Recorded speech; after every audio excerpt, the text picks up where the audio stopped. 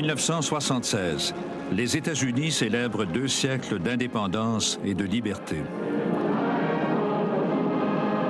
Un Jimmy Carter vigoureux se dirige vers la présidence.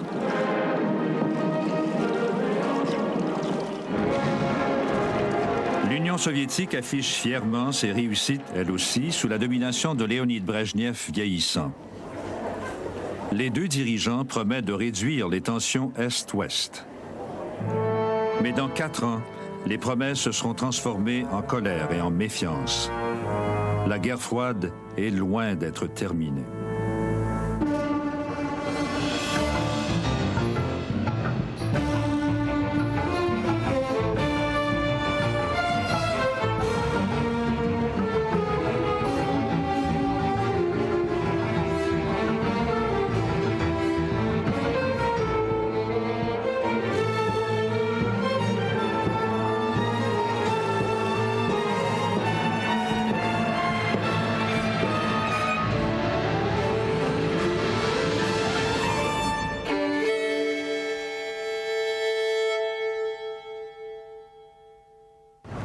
Washington, le 20 janvier 1977.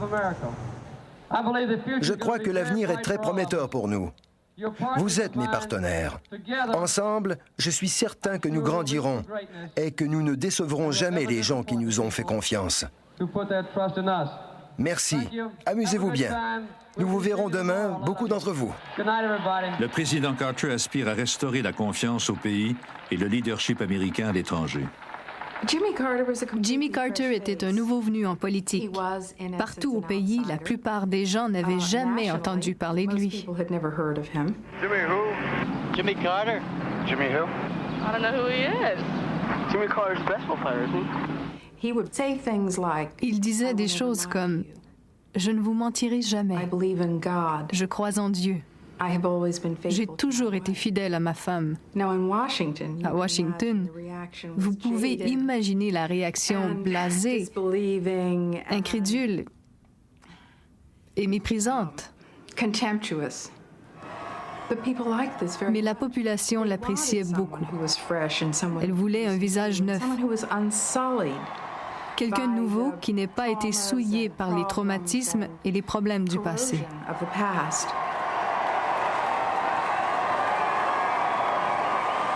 Dans ses relations avec l'Union soviétique, le nouveau président veut promouvoir le respect des droits de la personne et réduire considérablement l'arsenal nucléaire. Cette année, nous aurons fait un pas de plus vers notre but ultime. L'élimination de toutes les armes nucléaires sur Terre. Le président Ford et les Soviétiques avaient conclu un accord temporaire sur la réduction des armes nucléaires à Vladivostok en novembre 1974. L'accord avait établi un plafond commun pour leurs arsenaux stratégiques. Jimmy Carter, le successeur de Gerald Ford, veut aller beaucoup plus loin. Il veut presser Brejnev de renverser la course aux armements. Incertain de Carter, Brejnev réaffirme sa foi dans la détente. Я от имени партии и всего народа заявляю, наша страна никогда не станет на путь агрессии, никогда не поднимет меч против других народов.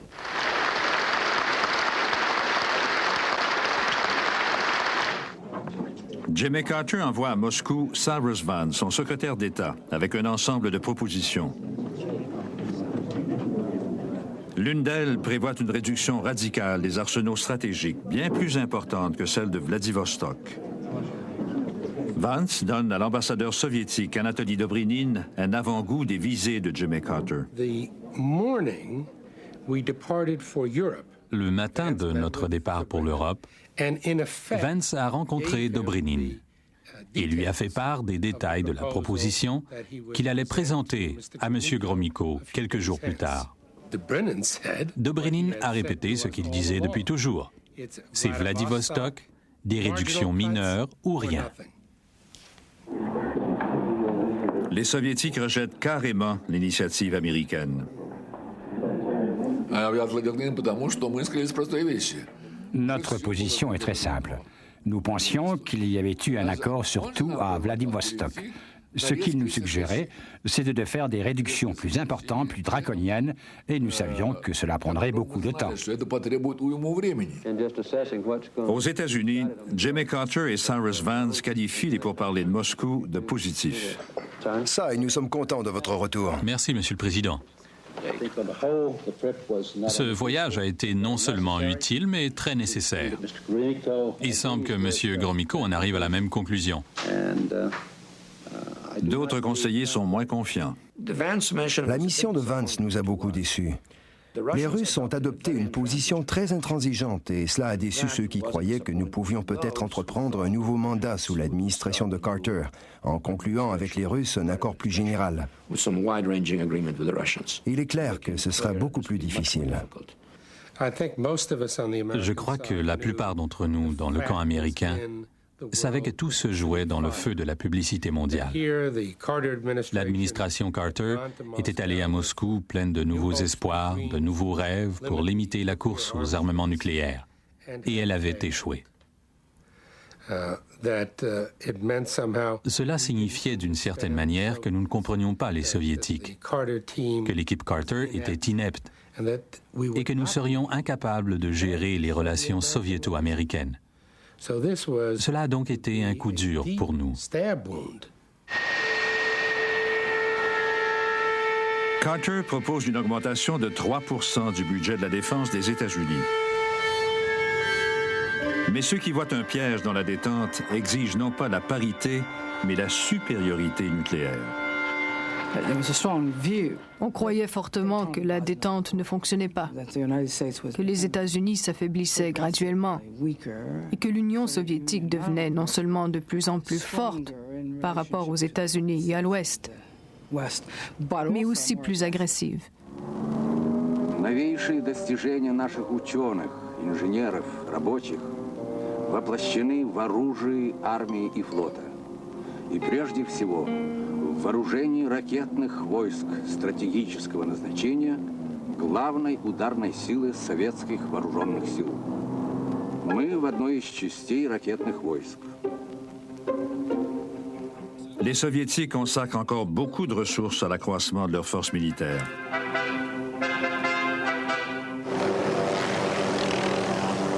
Les énormes réserves de pétrole et de gaz naturel de la Sibérie protègent l'Union soviétique de la hausse des prix du pétrole qui provoque la récession à l'Ouest. Le pétrole procure à l'Union soviétique des devises dont elle a grand besoin. On répète aux Soviétiques que l'économie de leur pays est vigoureuse et peut rivaliser en tout point avec celle de l'Ouest. Не располагала таким огромным экономическим и научно-техническим потенциалом. Никогда еще не была столь прочна, столь надежным ее обороноспособность. En réalité, les dépenses reliées à la défense drainent l'économie civile. En 1977, Léonid Brejnev, très âgé, n'a plus tout à fait le contrôle. Les médecins ont commencé à restreindre ses heures de travail. Sa vue faiblissait. Nous avons dû changer les caractères de sa machine à écrire pour les plus gros disponibles. À cette époque, toute l'administration centrale de l'État était en désarroi. Chaque membre du Politburo s'est mis à travailler pour ses propres intérêts et ceux du secteur économique qu'il représentait.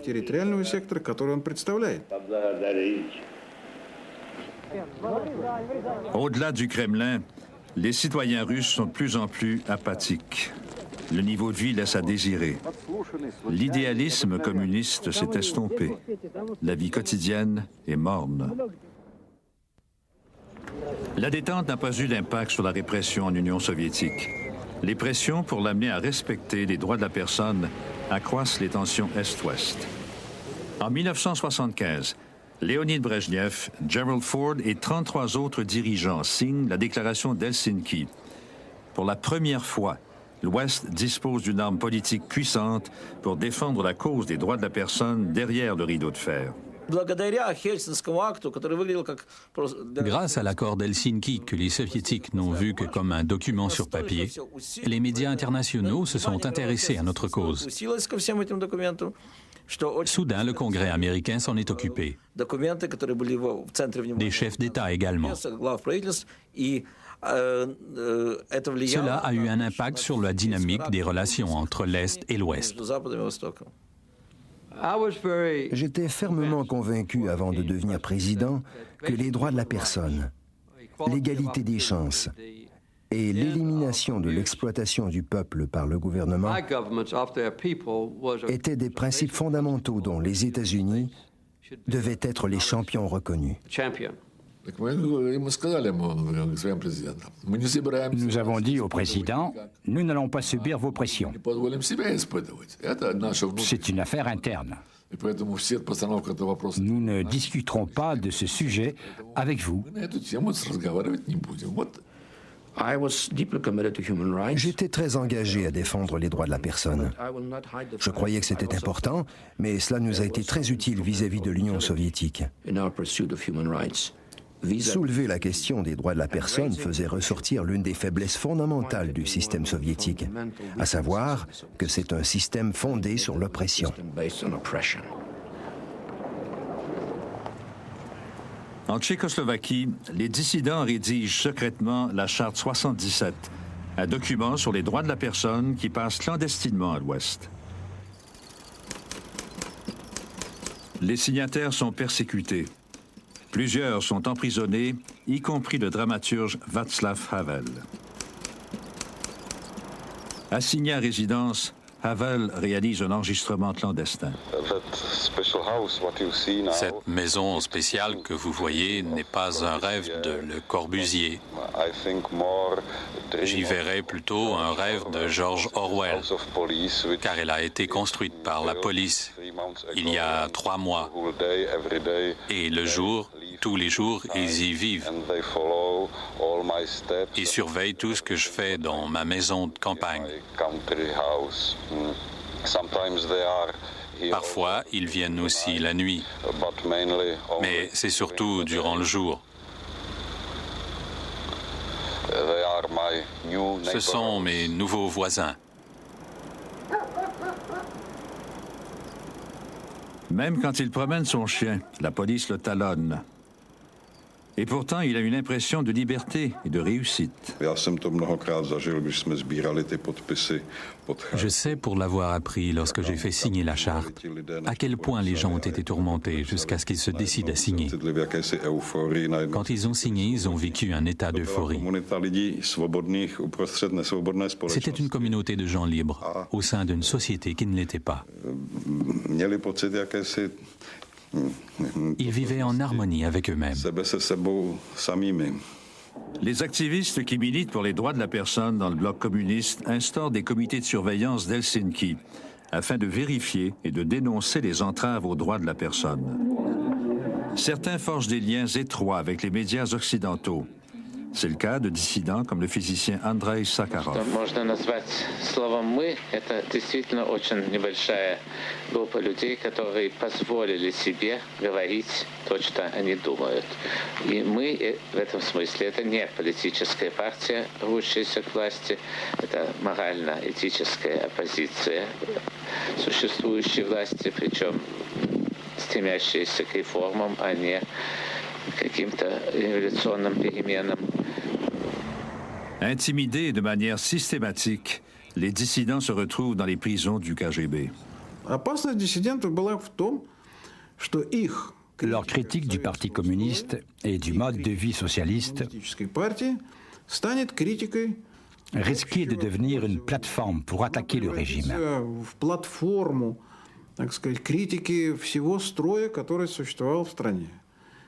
Cela pouvait devenir une force politique organisée.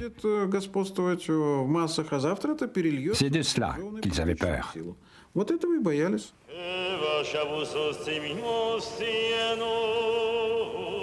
Les Juifs forment un groupe distinct parmi les dissidents. Ils réclament le droit de quitter l'Union soviétique, Mais beaucoup se voient refuser un visa de sortie. On parle alors des refusniks.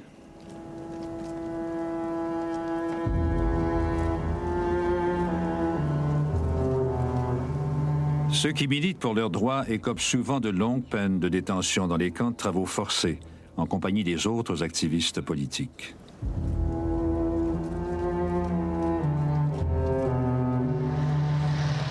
Un autre moyen de réduire les dissidents soviétiques au silence est de les déclarer fous et de les placer dans des hôpitaux psychiatriques.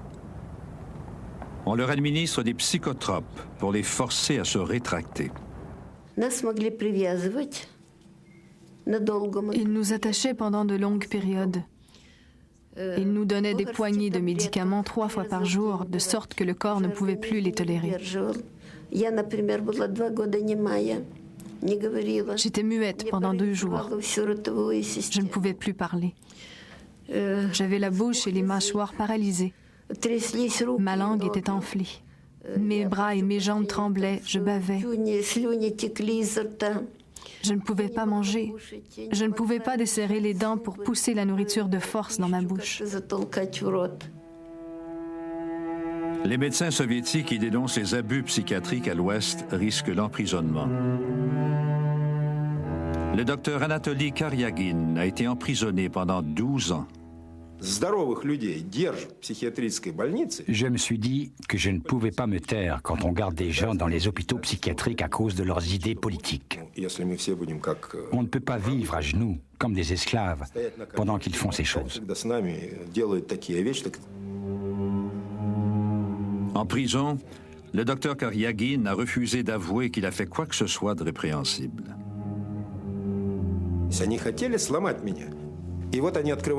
Ils ont tenté de casser ma volonté. En janvier, ils ont ouvert toutes les portes, laissant entrer l'air froid. Ils m'ont aspergé d'eau froide. Mon corps s'est couvert d'énormes boutons. Ils ont mis un bol d'eau chaude près de moi et m'ont dit « Lave-toi ». Je suis resté là, près de cette eau chaude, parce que je protestais. C'était comme mettre de la nourriture devant vous pendant une grève de la faim.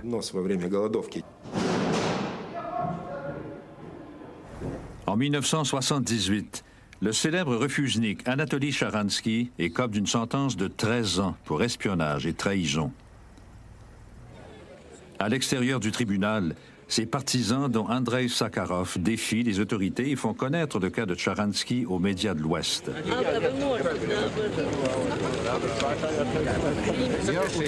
Le KGB et la police veillent.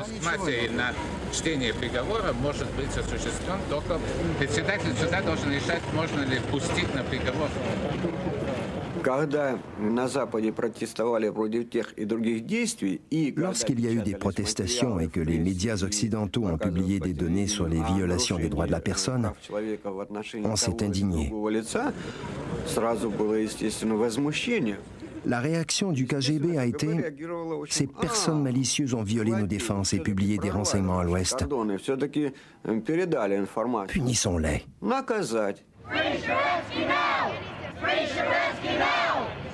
Le procès de Sharansky soulève de vives protestations à l'Ouest. Le sort des prisonniers politiques devient un enjeu clé de la politique américaine. But I'm not at all a specialist in regard to military matters. But I do not trust the Soviet government. L'épreuve de non-respect des droits de la personne attise le sentiment anti-soviétique aux États-Unis.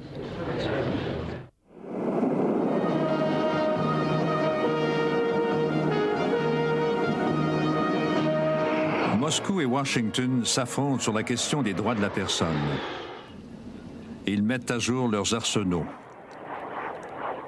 Ils accélèrent néanmoins les négociations d'un nouveau traité sur la limitation des armes, le SALT II.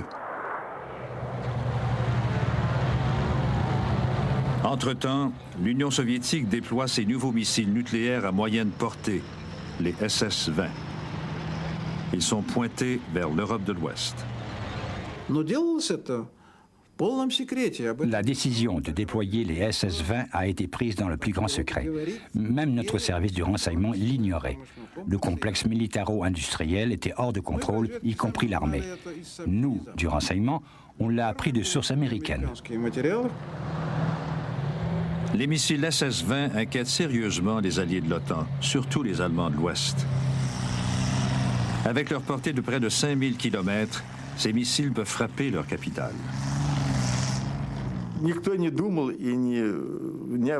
Personne n'avait le moindre plan en vue d'attaquer l'Europe avec les SS-20. D'abord, ils ont simplement remplacé des fusées périmées.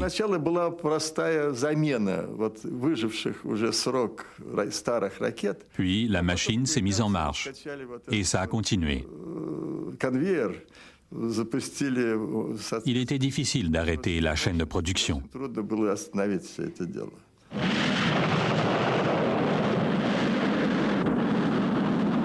Or, les nouveaux missiles soviétiques ne sont pas au programme des négociations de SALT II.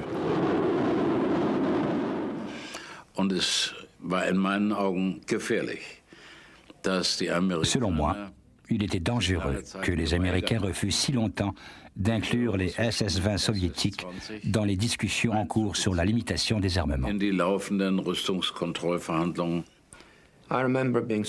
me souviens d'avoir sursauté quand le chancelier Schmidt a commencé à insister sur les SS-20. Mais j'ai ensuite réalisé que d'une certaine manière, il avait raison. À savoir que les SS-20, même s'il ne s'agissait sans doute pas d'une arme militaire décisive, risquaient néanmoins de dissocier la sécurité de l'Europe de celle des États-Unis. Nous aurions été confrontés au dilemme que l'Europe soit menacée d'une destruction nucléaire alors que nous n'étions pas. Alors, devions-nous mettre en péril notre propre population et nos villes afin de protéger l'Europe ? Nous avions toutes sortes de mesures de riposte en Europe. Nous avions nous-mêmes des milliers d'armes nucléaires en Europe, des missiles de croisière, des avions tactiques. Nous pouvions riposter à tous les niveaux.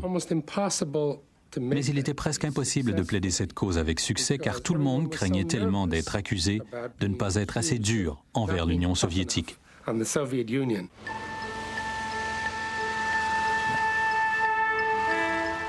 L'Ouest adopte la politique des lignes parallèles. Les États-Unis vont mettre au point une nouvelle génération de fusées et accorder 3 ans à Moscou pour négocier la limitation des missiles de moyenne portée. Si on peut parvenir à un accord, les ogives nucléaires américaines Cruise et Pershing seront basées en Europe et pointées sur les villes soviétiques. Mais la conduite des négociations par les États-Unis trouble le chancelier allemand.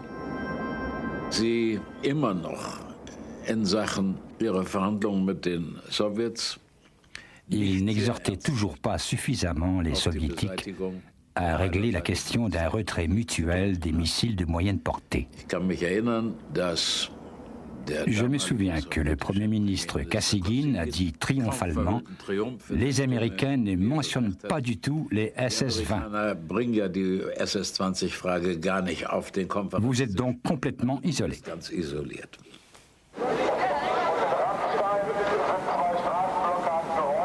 La promesse de l'OTAN de déployer ses armes sème la discorde. En Europe occidentale, la crainte des missiles engendre un nouvel esprit de résistance à la course aux armements. Le danger qui persistait, c'était que l'Allemagne soit le champ de bataille nucléaire. Cela perturbait et irritait beaucoup les gens.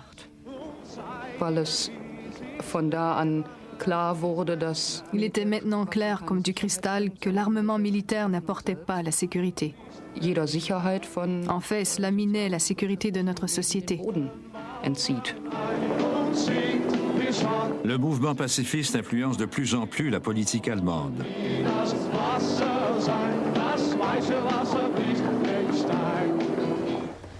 Les superpuissances acceptent les nouvelles limitations sur les armes stratégiques en juin 1979, ce qui complète le traité de SALT II. Jimmy Carter rencontre Léonid Brejnev pour la première fois à Vienne à la signature du traité.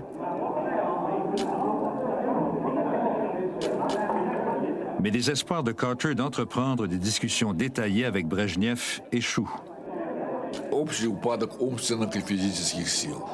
Поэтому, конечно, переговоры, которые il se détériorait physiquement et intellectuellement. Carter espérait qu'il soit capable de discuter sans documentation de plusieurs questions d'ordre international.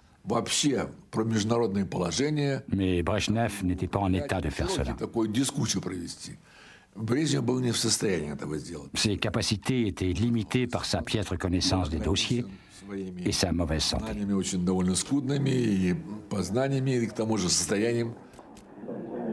Lorsque j'ai proposé de faire ces changements dans l'armement nucléaire, il a dit « Dieu ne nous pardonnera jamais si nous échouons ».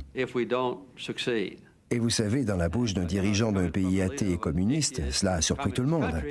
Je crois que le plus surpris à la table a été Gromyko, qui a regardé en l'air comme ça et a fait ce geste des mains, comme si Brejnev venait de dire quelque chose de choquant.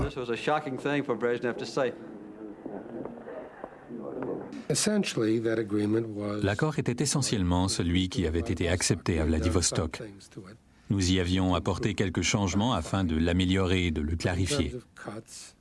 Mais en ce qui concerne les réductions, c'était plus ou moins ce qui avait été accepté 3 ans plus tôt. Quant aux limitations sur le développement de nouveaux systèmes d'armement, il n'y en avait aucune. Nous avions peiné pendant près de 7 ans et accouché d'une souris pour le contrôle des armements.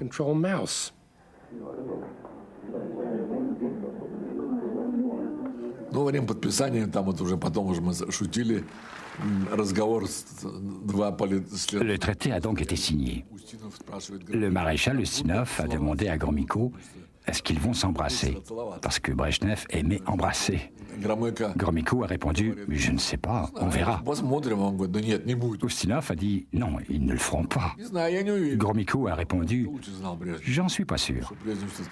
Brejnev a embrassé Carter et Carter a été contraint d'embrasser Brejnev, ce qui lui a valu une vive critique des médias américains.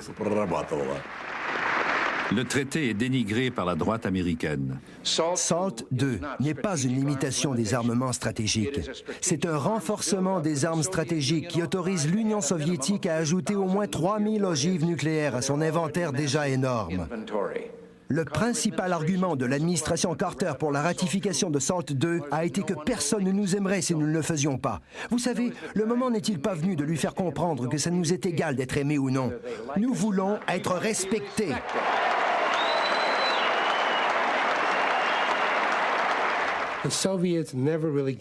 Les Soviétiques n'ont jamais eu de supériorité militaire sur nous.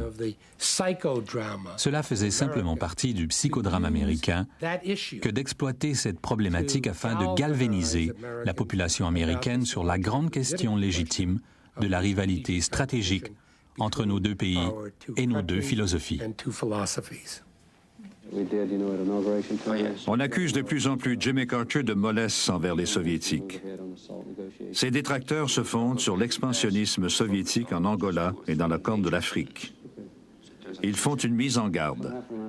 Les approvisionnements en pétrole de l'Amérique sont menacés. Et ils craignent que cela ne mine les intérêts vitaux des États-Unis. C'est alors que le Shah d'Iran est renversé. Important producteur de pétrole, l'Iran était dans la zone d'influence des États-Unis. Les fondamentalistes islamiques prennent le pouvoir, dirigés par l'ayatollah Khomeini en exil. Dénonçant les États-Unis comme le grand Satan, il fait une rentrée triomphale à Téhéran. Le siège de l'ambassade américaine se termine par la prise en otage de tous les diplomates. L'échec d'une tentative de sauvetage amplifie l'humiliation des États-Unis. La crise iranienne a accentué notre sentiment de vulnérabilité dans cette partie du monde. Après tout, l'Iran était l'un des 2 piliers sur lesquels reposait notre stabilité et notre prééminence politique dans le Golfe Persique.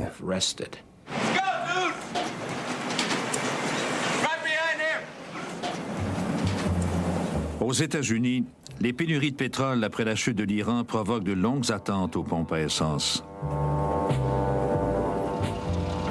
L'économie ralentit. On blâme le président Carter et cela diminue encore un peu plus son prestige. Et puis, les Soviétiques frappent en Afghanistan.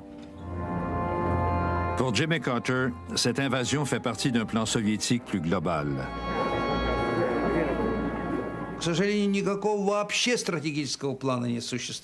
Malheureusement, il n'y avait aucun plan stratégique. La situation a évolué dans le chaos.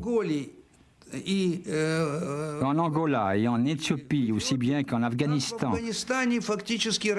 la politique soviétique est devenue l'otage du cours des événements.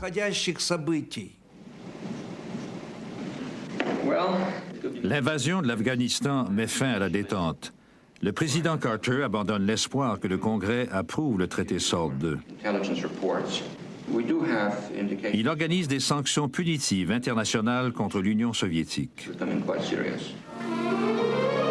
Jimmy Carter demande que l'on boycotte les Jeux olympiques de Moscou en 1980. Les États-Unis n'y participent pas. En soi, cette initiative est futile. Elle s'avère impopulaire aux États-Unis et les Jeux se déroulent quand même.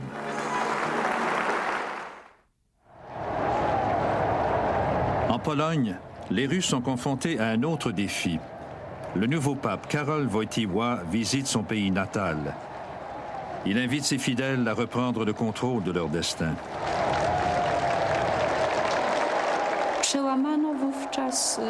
Ça a brisé les chaînes de la peur. Nous avons compris que si nous étions solidaires, les autorités auraient moins de pouvoir.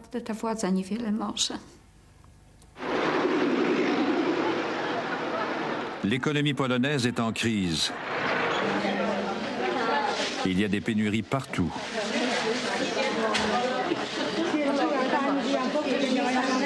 Les prêts consentis par l'Ouest ont été gaspillés et le pays croule sous la dette étrangère. Quand le gouvernement augmente encore les prix des aliments durant l'été de 1980, les ouvriers du chantier naval de Gdansk organisent une grève illégale. Les grévistes dressent une liste de 21 demandes et refusent de quitter le chantier naval tant qu'elles ne seront pas satisfaites. Ce combat contre le monstre communiste était vraiment impossible. Nous ne pouvions l'affronter qu'en nous servant de ses propres armes, parce qu'il prétendait être le régime du peuple. Pour nous, le seul moyen efficace était de s'organiser autour des questions du gagne-pain et de s'en servir pour gagner notre liberté. Nous nous sommes servis de la vérité pour vaincre le mensonge.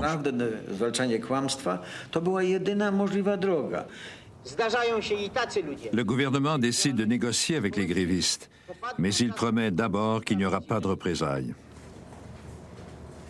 Jak jest możliwe, żeby ktoś traktował działaczy tutaj zebranych?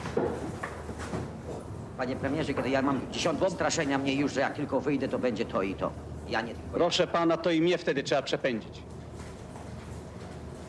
Nie możemy ulegać emocji. Nie ma takiej intencji, prawda? La protestation économique du début se transforme en exigence de concessions politiques d'envergure. Les négociateurs du gouvernement se plient aux principales exigences des ouvriers. Mamy wreszcie niezależne, samorządne związki zawodowe.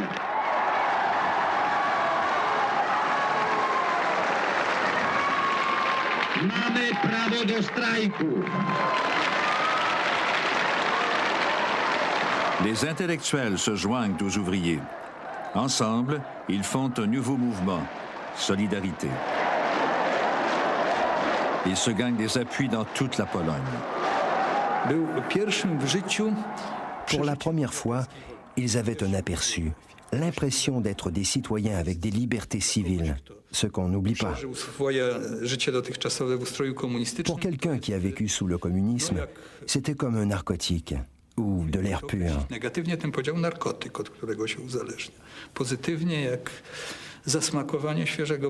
C'était comme avoir une identité pour la première fois.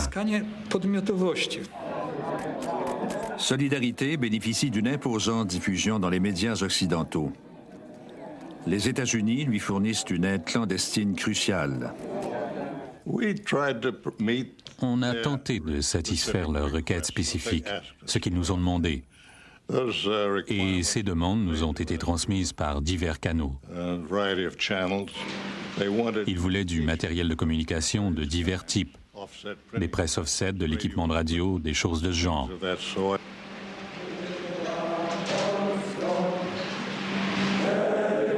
Solidarité devient de plus en plus audacieuse.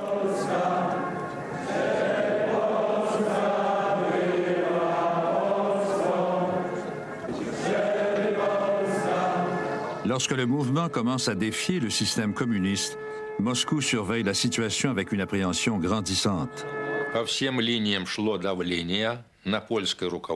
On a exercé des pressions constantes sur les dirigeants polonais afin qu'ils prennent des mesures plus fermes en vue de rétablir l'ordre. En décembre 1980, les pressions du gouvernement soviétique sur les dirigeants polonais sont intenses. Les forces du pacte de Varsovie sont massées en bordure des frontières de la Pologne. Le message est évident. Réprimer Solidarité ou la situation va se gâter. Les Américains n'aiment pas cela du tout. Le moment critique est survenu en décembre 1980, alors que les Soviétiques étaient sur le point d'intervenir en Pologne. Nous avons fait tout ce que nous pouvions pour mobiliser l'opinion internationale, pour galvaniser au maximum la pression internationale sur les Soviétiques, pour convaincre les Soviétiques que nous n'allions pas rester passifs. Nos dirigeants, y compris notre groupe, les militaires, pensaient qu'en aucune circonstance, nous ne devrions faire intervenir les troupes. Nous avons dit, un seul Afghanistan, ça suffit. Nous devons laisser nos camarades polonais résoudre ce problème avec leurs propres troupes. Résolu à mater la mutinerie de Solidarité, le Kremlin exerce des pressions énergiques sur le dirigeant polonais, le général Jaruzelski. Les initiatives des Soviétiques ont un impact sur les élections présidentielles de 1980 aux États-Unis. Jimmy Carter est confronté à des enjeux difficiles. L'économie stagne. Des Américains sont encore détenus en otage en Iran. Les Russes sont toujours en Afghanistan. Il y avait ce qu'il a lui-même appelé un malaise croissant aux États-Unis. Et ce malaise était relié, je crois, à l'impression populaire du déclin de la puissance des États-Unis et de l'Occident. Et aussi de la définition claire du rôle des Américains dans le monde. L'adversaire de Jimmy Carter est le républicain Ronald Reagan. Nous devons cesser de nous laisser prendre par surprise par tous ces événements, comme Carter l'a été. Nous devons contrôler les événements pour ne pas nous laisser entraîner dans une crise qui conduirait inévitablement à la guerre. Reagan remporte les élections par une imposante majorité. Il s'est engagé à adopter des politiques beaucoup plus dures envers Moscou.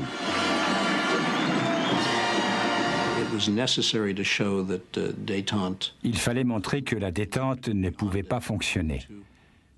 Il fallait reprendre la guerre froide et redéfinir un ensemble d'objectifs pour remporter la guerre froide, plutôt que de la terminer par un compromis.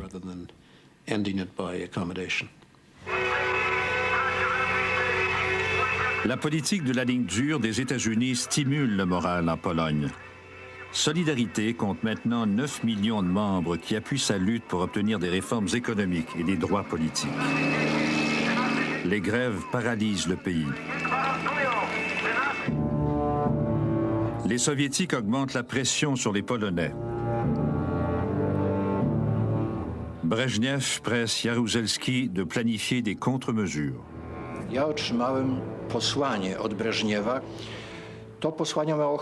J'ai reçu une lettre de Brejnev.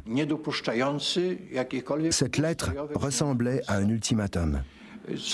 Elle mettait la Pologne en garde de ne pas changer sa structure, ni ses politiques. Si on avait fait le moindre changement, il fallait s'attendre à une intervention militaire.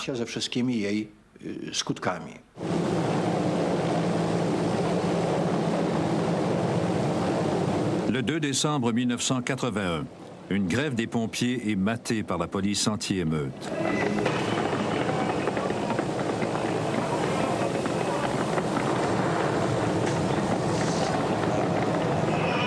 C'est un avertissement en solidarité. Les autorités sont prêtes à utiliser la force. Le 12 décembre, Solidarité se réunit afin de planifier une grève dans l'ensemble du pays.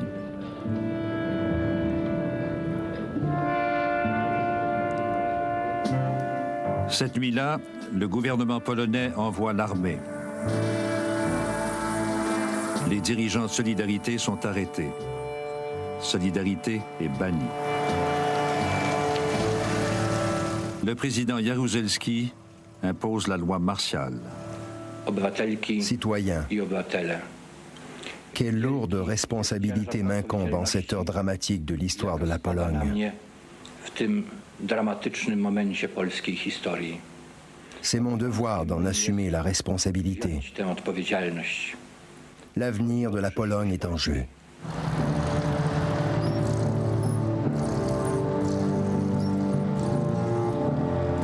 La loi martiale rompt les relations Est-Ouest. Les droits civils sont suspendus, faisant fi de la déclaration d'Helsinki. Moscou réimpose sa volonté. En 1981, j'ai dit à l'homme qui est venu m'arrêter, « C'est l'heure de votre défaite. On enfonce les derniers clous dans le cercueil du communisme. » Les feux de la rébellion continuent de brûler.